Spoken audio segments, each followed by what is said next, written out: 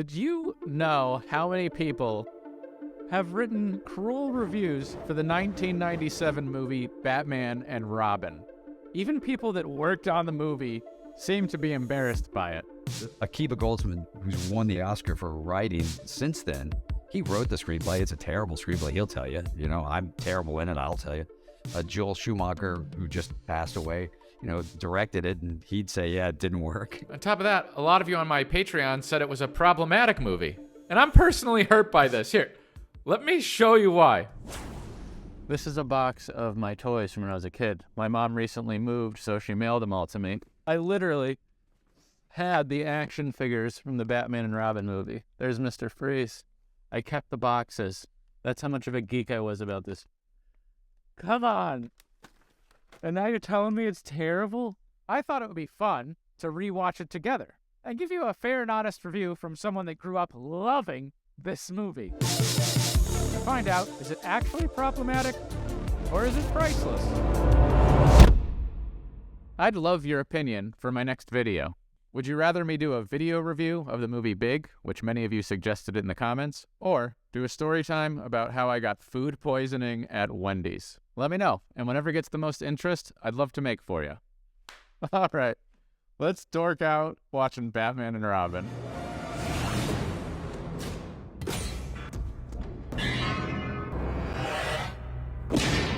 One thing that members of my Patreon pointed out as problematic was the fact that the bat suit and the Robin suit have nipples, and immediately my gut reaction was like, oh, weird, gross.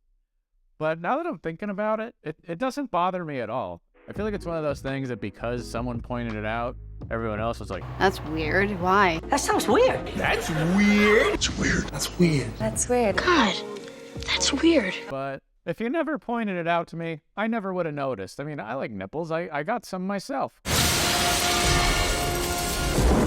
Hi, Freeze. I'm Batman. They find Mr. Freeze at the Gotham Museum, where he's attempting to steal valuable diamonds, which he'll use to power his cryogenic suit. Grab the gem! Fuel the heroes! The fight choreography on this is so stale, and I don't know if they did it intentionally to be like the Adam West Batmans. But there's literally shots where like Batman will spin in a circle, and the guys will just fall over. Like it would be like if I went like this, and then you fell over sitting watching it. All right, so all this is going on. Obviously, eventually Mr. Freeze escapes because he's as slick as ice. Oh, zinger. And we're taken to Wayne Enterprises. They have a laboratory down in the Amazon.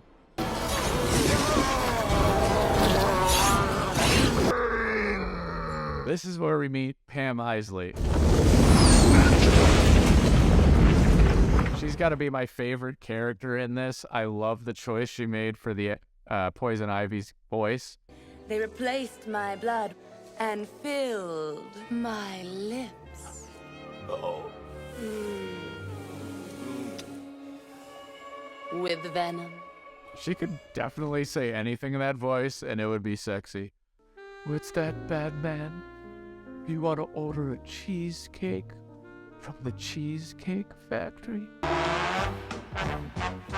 We're taken to Mr. Freeze's lair, where we learn he's researching McGregor syndrome because he wants to cure his dying wife. We know all he needs is one more diamond to complete his freezing engine, which he'll use to take Gotham hostage until they agree to fund his research, so he can save his wife. I can't blame the guy. Arnold Schwarzenegger was paid $125 million. Oh wait, no, that was the budget. I screwed up. I'm an idiot. Arnold Schwarzenegger was paid $25 million to be in the movie. The budget for the whole movie was $125. All right? So literally 1/5 of the budget was just for Arnold to say crap like, "My passion, thoughts for my bride alone." my mind is blown. Arnold's probably the only man in the world that's like, I love that movie. Yeah, so good. I giggle all the way to the bank. Ho ho. And we're back at Wayne Manor where this mysterious girl shows up. Oh, my dear, what a most wonderful surprise. She's Alfred's niece. She comes off as this polite, well-educated young girl. Then she sneaks out the window because I guess in Gotham, women aren't allowed to use the front door. Like, I don't understand this writing choice at all. Gotham Observatory, babe. And step on it. This has nothing to do with my official review, but just to get personal with you, I had a huge-ass crush on Poison Ivy when I was in school. Oh my god. Brucey, is it true this new telescope can see all around the globe? Fun fact about the reporter in that scene, that's actually played by Elizabeth Sanders, who is married to Bob Kane, who was the co-creator of the original Batman. Which just goes to show you how great of a man Bob Kane was. You can pay me whatever you want, just put my wife in the picture. Miss, you need to stop. You're not authorized to be up here. I have here a proposal showing how Wayne Enterprises can immediately cease all actions that toxify our environment. I love how different her character of Poison Ivy is from Pam Isley. I think I've had a change of heart. Forget the stars. Look here at the earth, our mother, our womb. Poison Ivy is so like sensual and charming, and Pam Isley is more a girl that would talk to me. I appreciate that. Next thing you know, Bruce invites Isley to a masquerade ball with celebrity guests Batman and Robin. Freezes a guy, finds out about the ball. Bruce Wayne diamonds. And the next thing you know, one of the traits I really am happy that they gave her when I was rewatching the movie was the ability to control men's wants and urges through like some sort of love pheromone dust gas. When that happened in the movie, I was like, sweet. Maybe we're finally done with the cheesy jokes. I bid $50,000 for Poison Ivy. $2 million. $7 million. No, we're not. That is going to go down in history for me as the worst gag in any movie ever. I'm so sorry to whoever came up with that, but it does not work in this movie. If it makes you feel better, whoever wrote it, you probably have better credit than me. All right, everyone, chill. Freeze steals the diamond. Batman and Robin kick some ass. Poison Ivy steals a snow globe because take what you could get. A car chase ensues. They catch Mr. Freeze. Now that we're halfway through, you might have noticed two things that are going against this movie in terms of making it just feel so much worse. The first one is the 1990s graphics. One of the things that Batman and Robin's really given us the chance to do is explore new techniques and new imagery. Batman and Robin was made in the mid-90s at a time when visual effects artists were transitioning from like using miniatures and live-action explosions to doing everything in CGI. What we have here is actually a shot that combines quarter-scale miniatures. So I feel like a lot of the effects in this movie are kind of stuck in the past a little bit more than they would be. A 60 by 40 translite photographic backing. If they made the movie, you know, like 5-10 years later. And it'll all come together in the final movie to look like a real scene in Gotham. And when you compare it to graphics of today, you feel like you're watching like a community production of Batman and Robin. Let's go down to the community center. Oh, Bucky from 7-Eleven playing the Riddler. You gotta check him out. That said, I feel like the team they had did the best they could with what they had, and what they were able to do with those computers is amazing. I couldn't do that. This is what my Batman movie would look like. You're gonna be here a very long time. But as far as this movie goes, the next plot point, which is super stuck in the 90s, is when Chris O'Donnell finally figures out where Alfred's niece has been sneaking off to. Hey, you're the chick who won the tunnel run 2 nights ago, huh? She's betting money on racing motorcycles through tunnels. I can't watch this movie no more. It's 290s. There's nothing that can get me to keep watching this movie. Come on! And a hero comes along. Love it. I'm all in. What happens next? I cannot believe what I'm about to show you made it into an actual Hollywood big-budget superhero movie. This is actual footage.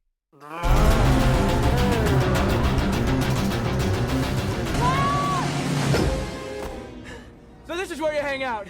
When they get back from the race, you really feel for the niece, because she tells Chris O'Donnell that she's been saving up all this money from racing so she can give a bunch to Alfred so he can finally be free of having to be someone's butler and servant. This whole master-servant thing, it's really ridiculous. Which I thought was a very fresh take on Alfred. If there's a good part of this script, it is definitely that moment and what's about to happen. You honestly don't know, do you? Alfred's dying. Isn't that awesome? Usually something's going on with the parents, or it's a retelling of what's going on with Batman. You really feel for Bruce and Dick here as they're trying to figure out how to help Alfred. And while that's happening, Poison Ivy's figuring out how to help Mr. Freeze. Come on. I hope Mr. Bane can swim. You know what would move this movie forward? If there was a plot hole that made no sense. We got this off the Arkham surveillance camera. There we go. Why are they at Mr. Freeze's lair? He was already in jail, he escaped, and the most confusing part is it's like they're there for the first time. Like, they never thought to find this place until the moment he escaped. Shouldn't they be out looking for the guy? While their bat nips are prancing around Mr. Freeze's lair, the bad guys show. I hate uninvited guests. Anyways, during the commotion, Batman and Robin realize Mr. Freeze discovered the cure for stage 1 of McGregor syndrome. And then, Poison Ivy secretly pulls the plug on Mr. Freeze's wife. Where's my wife? Batman deactivated her. She's dead. Humanity will suffer with me. First, Gotham. And then, the world! I feel so bad. I loved this movie as a kid. It was my favorite. You saw I had the toys. I had the poster up on my wall. I had a book. Look, I was so excited to do this video and hope it would turn out great. I bought a book of facts, a making of book. Freeze's backpack contains the batteries that power the thousands of LEDs placed throughout his suit. They had 15 suits, and each suit required 2,500 LEDs. I bought that for you. 'Cause I love you. It's stage 1 of McGregor syndrome. Take it to Wilfred, and I implore you, never open it.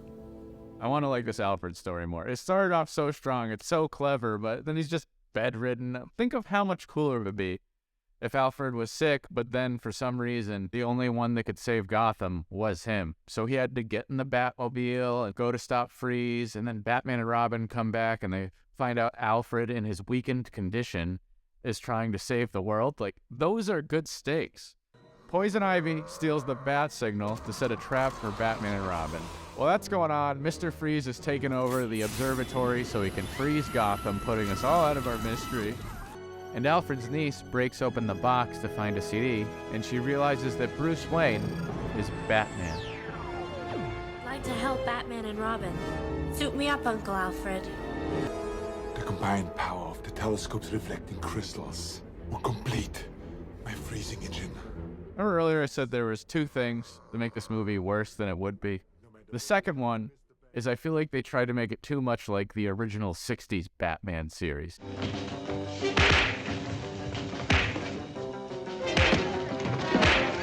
And there's no better display of that than this next scene. My vines have a crush on you.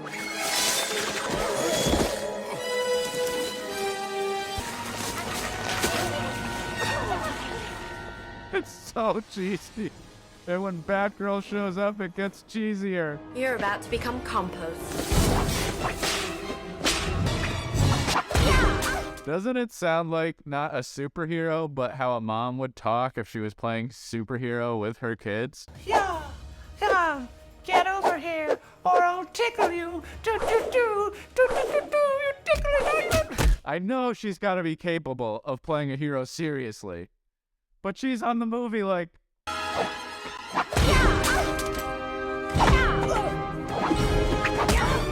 Ah, Alicia, what are you doing to me? Tell me what your name is, and then tell me what people mispronounce it as. My name is Alicia. Alicia. Not Alicia. Not Alicia. Alicia. Nice. It's always nice to be the idiot in your own content. You're a moron. You moron. You moron? You moron. You're a moron. Yeah, that's right, you're a moron. And talking about morons, I haven't even told you about the most moronic part of this entire scene. Before the fight starts, this happens. And then the fight concludes with this. Curses! How does a woman that controls the plants get swallowed by one? It's... You're a moron. Yeah, that's right, you're a moron. Tonight's forecast. A freeze is coming. The movie ends with our heroes fighting Mr. Freeze and Bane.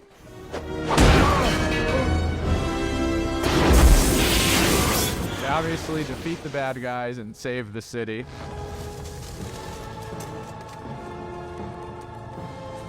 And then reveal to Mr. Freeze his wife still lives.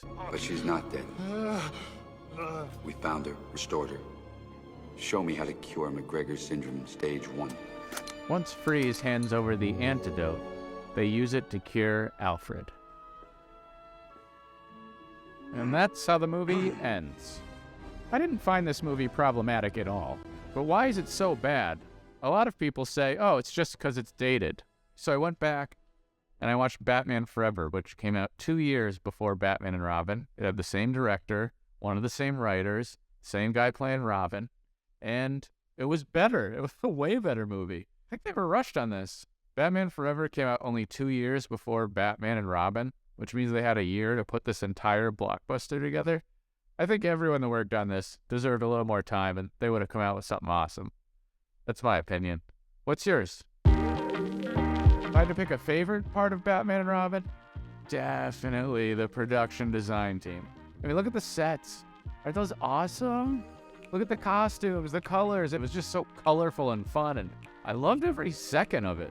All that said, this was definitely a bad movie. There is no other way to talk about it. It was fun to watch, though, so thanks for making it. As a final score, I'm going to give Batman and Robin a 40%. If any of my Patreon backers would like this book, let me know and I'll send it to you as a little thanks for backing me. And if there's more than one person that's interested, maybe we'll make it a fun contest. Thanks for dorking out with me while we watched Batman and Robin. Hope you had a good time.